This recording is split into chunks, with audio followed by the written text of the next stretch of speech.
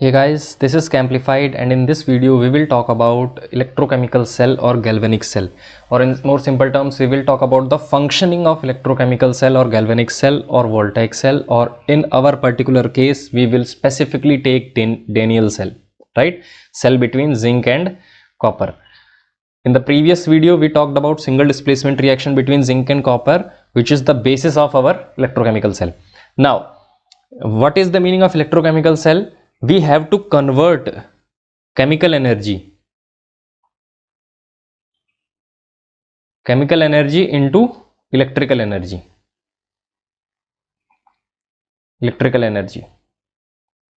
In simple terms, our Daniell cell, the cell of zinc and copper, will do a chemical reaction and will give current, or we will be able to detect current in the process, right? So let's start without wasting time. Now, what is an electrochemical cell? An electrochemical cell or galvanic cell or voltaic cell is a cell which converts chemical energy into electrical energy. Simple definition.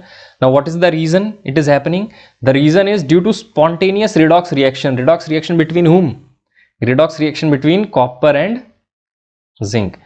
There will be a redox reaction between copper and zinc, and we will be able to detect the flow of current, right? Or flow of electron.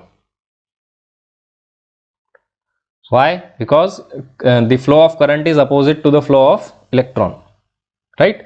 Now, let's start. This is our setup. This is our setup for electrochemical cell or our Daniell cell. On the left hand side, I can say left hand side and right hand side. On the left hand side, we have zinc rod. We have zinc rod dipped in ZnSO4 solution, and on right side we have copper rod dipped in CuSO4 solution. Now this video is going to be a bit long because there are a lot of small details which I am going to cover in this video. So be patient. Now, what is the meaning of ZnSO4 solution?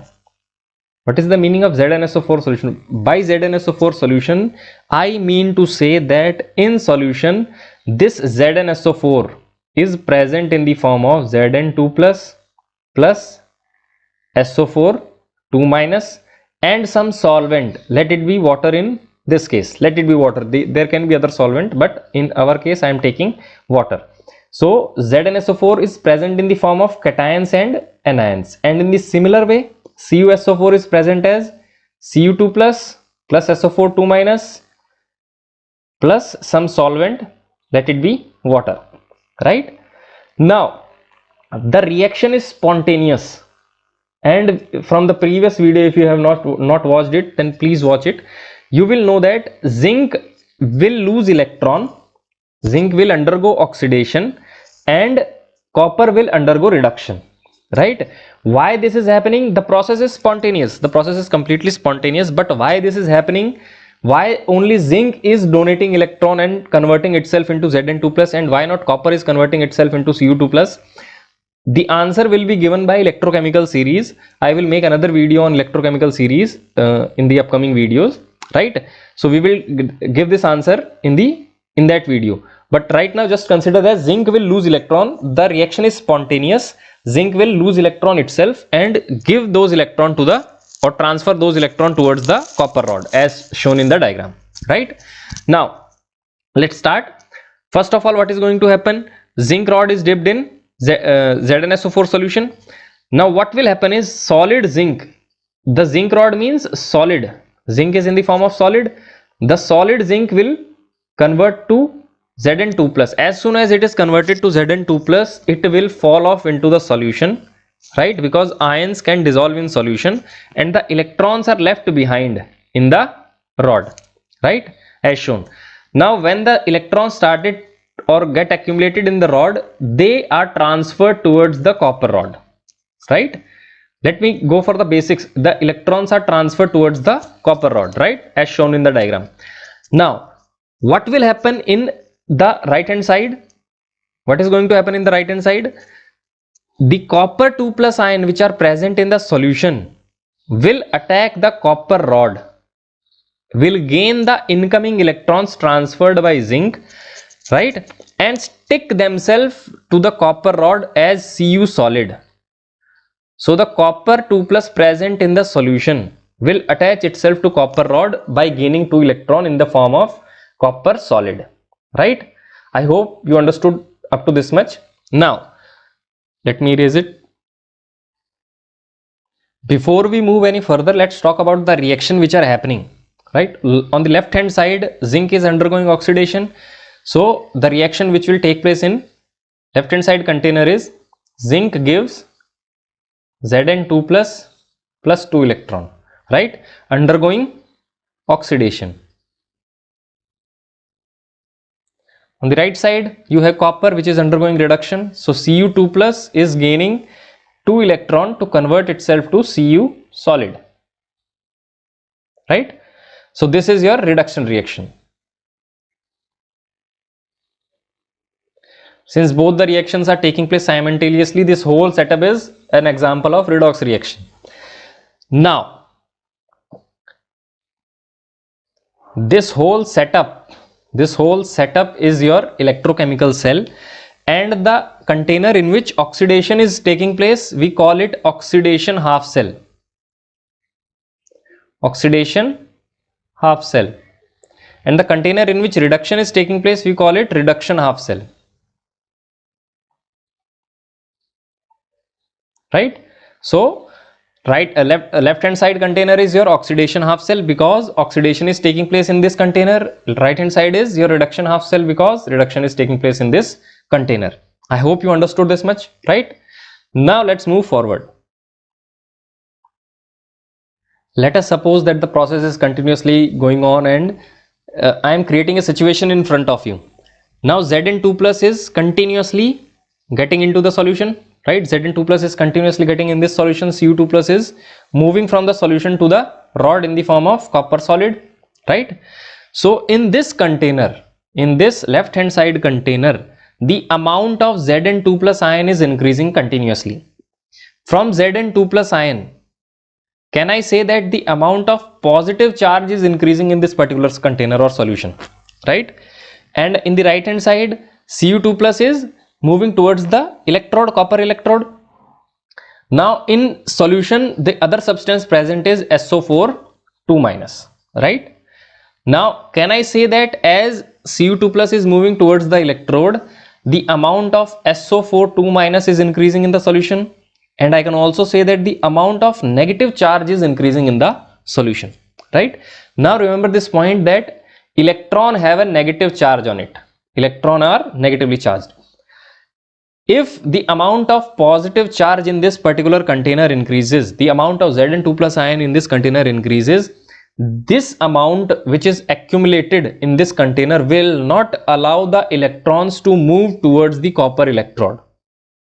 Why? Because if positive charge is in higher amount, it will not allow the negative charge to move away from it in any form, in this case in the form of electrons, right? Similarly, in the right hand side you can see that the amount of SO4 2 minus ion is increasing, or negative charge is increasing. Negative charge is increasing. The SO4 2 minus is also negatively charged. The incoming electrons are also of negative charge, right? So negative charge will repel each other.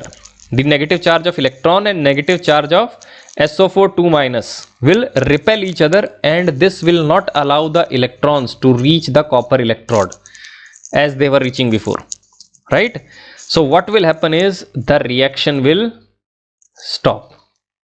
Now this is the point where we don't want our reaction to stop. So now we will introduce a new equipment, that is our salt bridge. This salt bridge will solve the problem of accumulation of positive and negative charge in the oxidation half cell and reduction half cell.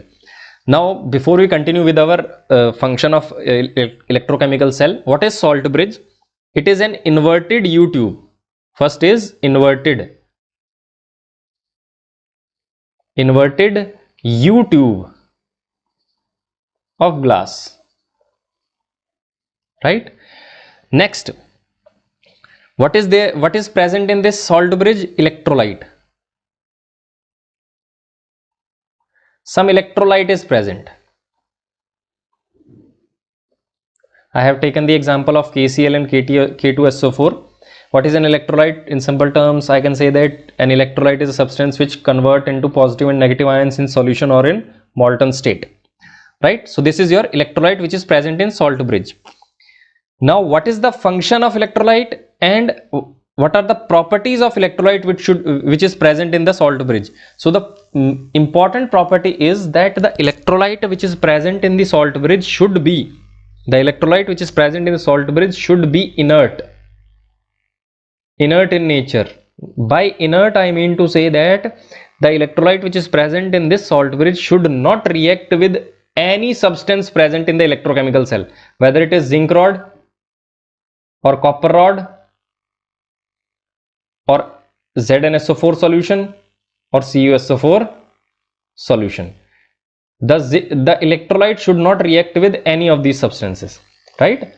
Then only it is of some use, otherwise it will change the properties of the reaction, right? So what is what is the substance which is present in salt bridge?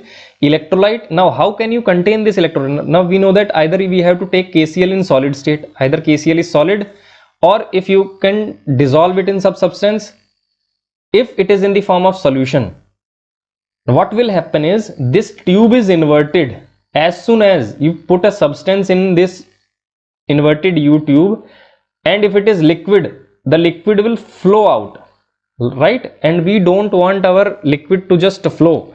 We want, for example, we have K plus and Cl minus. We want our Cl minus to go in a particular container and K plus to go in a particular container where they are required, not just flow out of the solution, right? For that, a substance is used, or you can say that a powder is used, which is called agar-agar powder. Agar-agar powder, which is used in salt bridge. Now it is a jelly-like substance. It is a jelly-like substance which is neither solid nor liquid, and it also provides the electrolyte the ability to flow through it. So the K plus and Cl minus ion, or K2SO4 or K plus and SO4 2 minus ion, to flow through it, right, and to reach their required destination. We will see how this will work. Just remember this particular things. Now let us put our salt bridge in the required setup. There, that's how you have to put the salt bridge. Now we already know that the amount of Zn2 plus ion in this solution has increased, and the amount of SO4 2 minus in this particular container has increased. This is negative charge. This container have high negative charge, and this container have high positive charge. Now suppose we have electrolyte KCl, which remains in the form K plus and Cl minus. So the K plus from the salt bridge will go towards the SO4 2 minus to neutralize the negative charge, and Cl minus from the salt bridge move towards the Zn2 plus to neutralize the positive charge, right? As soon as this Zn2 plus and SO4 2 minus are neutralized by the respective K plus and Cl minus ions, the flow of electron from the zinc rod towards copper rod will start again, and the reaction will again continue, right? Now as electrons are again starting to move, as the reaction has already started, this voltmeter or emitter which you are using will show deflection, and will also show that current is flowing through the wire, this wire, right? The setup is connected through wire, so current is flowing through the wire, right? Now there is this one question that comes up. I told you that the substance present in the electrolyte should be inert in nature, that is, it should not react with any of the substances present in the electrochemical cell, either it is solid zinc or ZnSO4 solution or copper sulfate solution, right? So why we are using KCl? We already know that ZnCl2 exist, right? We know that ZnCl2 exists. So can we say that zinc is reacting with Cl to give ZnCl2, right? We can say that, but still we call it inert. Why? Because in solution ZnCl2 In solution, ZnCl2 do not exist in this form. It exists as Zn2 plus 2Cl minus ion. So zinc and chlorine exist in the form of ions. They may react with each other to form ZnCl2, but soon they will dissociate themselves to form respective ions, that is Zn2 plus and Cl minus, right? So even if they can react in solution, they will remain separate, and we are using chlorine just to neutralize this positive charge. So one zinc atom has two positive charge and it requires two chlorine atom that have one negative charge. So total amount of negative charge with this two chlorine atom is 2 negative. So ultimately it will neutralize the Zn2 plus. Similarly, the potassium will neutralize the SO4 2 minus ion present in this container, right? So even if it can react with zinc, it is still inert in nature, right? Remember these few things. So now we are at the end of our video. The reaction will complete. When will the reaction complete? We have kept our salt bridge in position. The reaction will continue and will stop when either the zinc rod is completely dissociated or the copper present in this solution is completely moved towards the copper electrode, right? At some point, I just mean to say that at some point the reaction will stop, but we can continue our reaction to the end by using salt bridge, right? And the most important functioning of salt bridge is it complete the circuit. For electricity to move, we need a circuit, and our salt bridge is something which complete the circuit between the two half cells, that is oxidation half cell and reduction half cell, right? Let me show you the complete and final diagram. There, this is your diagram for Daniell cell. This is your Daniell cell, right? This is your diagram and this is your direction of current. The voltmeter will show the deflection to give you the presence of current. Yes, current is flowing through the circuit, right? Now the question that one more question was there: why zinc is undergoing oxidation and copper is undergoing reduction?